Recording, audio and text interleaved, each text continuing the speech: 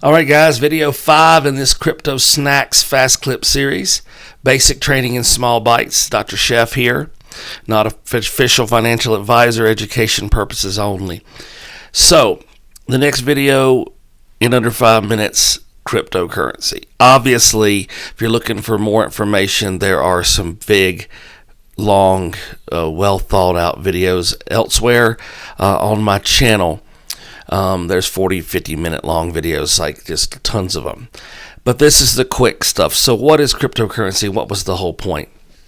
The first one, which is where the blockchain comes from and where this whole thing comes from, is Bitcoin.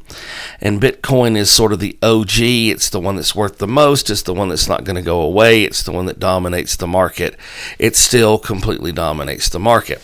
So, having said all that, obviously, there's thousands of different currencies and tokens. So what is it all about? Well, sometimes they're big deal things built on large platforms made to do something very big and important. Those are cryptocurrencies. Those are coins. Sometimes they're tokens that are utilized within a system or an ecosystem. I've got a video on ecosystems. The point of it was to have a way for us to exchange funds with each other. The original plan was to bring the world away from fiat. Now, you'll hear this term fiat currency all the time. Fiat is a Latin word. Basically, it means from the leaders, from the government, from the emperor. This is the money the government has approved, the official money. Fiat currency is American dollars or yen or euros or pounds. Those are fiat currencies. There's the thing that everybody calls real money. Now, it used to be. It was real money back when there was gold backing it, and you could get every cent of it that you put away anytime you wanted it. But that's a long time ago.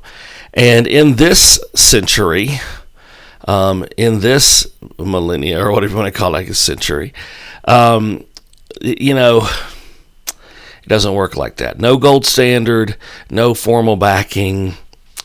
If you think cryptocurrency sounds weird, then you should also think your own money sounds weird, because they're basically the same thing. In essence, the quick version is that the money, the dollar, is running based on things called the Federal Reserve, the SEC, the systems running America, the governmental systems, Congress, the financial system, Wall Street, interest rates being calculated. All this stuff is a big government, organizational plan. They've issued this money, and they've said it's worth something. And on the world market it is. That's only because America is a very strong country. In other countries, this doesn't work. They make their own money. They say it's worth something, but when they go on the world market with it, it's not worth almost anything.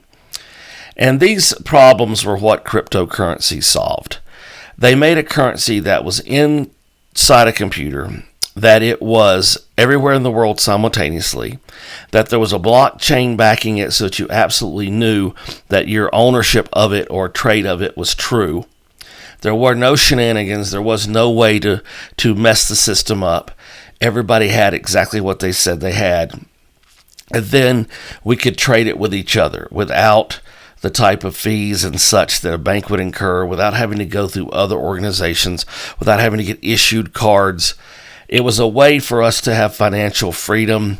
It was a hedge against inflation. It was an ability to store wealth that was not done in the normal ways that's normally not only overly taxed, but torturous in its governmental controls and paperwork required. And of course, that's going to blossom into many other things, such as DeFi, in other words, the ability to lend that, or NFT spaces and gaming things. All that stuff's coming, but the original idea is a cryptocurrency, a way that we can have a type of money that is not controlled by the same governmental institutions, a type of money that we can use freely with each other without ramifications and large regulations, deregulated money.